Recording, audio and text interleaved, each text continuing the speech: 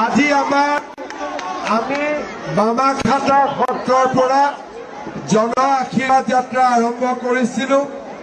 কৈঠালকুছিত ৰাইজে যি মৰম আদৰ আৰু চেনেহ দিলে তাক মই জীৱনত কেতিয়াও নাপাহৰো।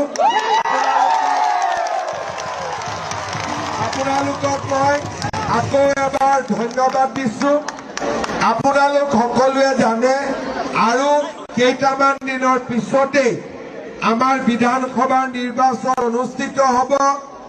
আমি অসমৰ স্বাৰ্থত আকৌ এবাৰ বিজেপি চৰকাৰ গঠন কৰিব লাগিব।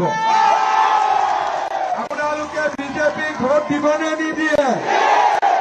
বিজেপি চৰকাৰ কৰিবনে নকৰিব? পাক্কা কৰিব। মই তিনিটা কথা কম। যোৱাবাৰ কৈছিলো 1,04,000 দিম, কিন্তু 1,60,000 দিলো। এইবাৰ মই আপোনালোকক কৈ গৈছো যে আমি 2 লাখ চাকৰি দিম। আমাৰ মাসকলক মহিলা উদ্যমিতাত এইবাৰ আমি 10,000 দিলো, অহাবাৰ আমি 25,000 দিম। ল'ৰা ছোৱালীবিলাকক এইবাৰ 2 লাখ টকাৰ সহায় 1 ল'ৰা ছোৱালীক কৰিলো, অহাবাৰ 10 লাখ ল'ৰা ছোৱালীক আমি সহায়। এইবাৰ 1.5 লাখ বিঘা মাটি এভিকন কৰিলো, অহাবাৰ 5 লাখ বিঘা মাটি আমি এভিকন কৰিম। আৰু এইবাৰ আমি 100 টকাত চাউল দালি নিমখ দিলো, অহাবাৰ বিনামূলীয়াকৈ চাউল দিম, নিমখ তেল আমি আপোনালোকক দিম। মাত্ৰ আপোনালোকে আমাক আশীৰ্বাদ কৰিব, আমি যাতে নিৰ্বাচনত জিকিব পাৰো।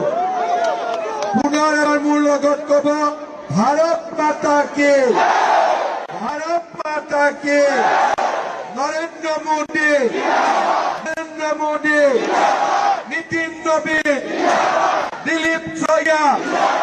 দিলীপ শইকীয়া, চন্দ্ৰমোহন পাটোৱাৰী, কৈঠালকুছিৰ ৰাইজ, নলবাৰী জিলাৰ ৰাইজ, অসমৰ ৰাইজ, ভাৰত মাতা কি, ভাৰত মাতা কি। আজি আপোনালোকৰ পৰা বিদায় লৈছো।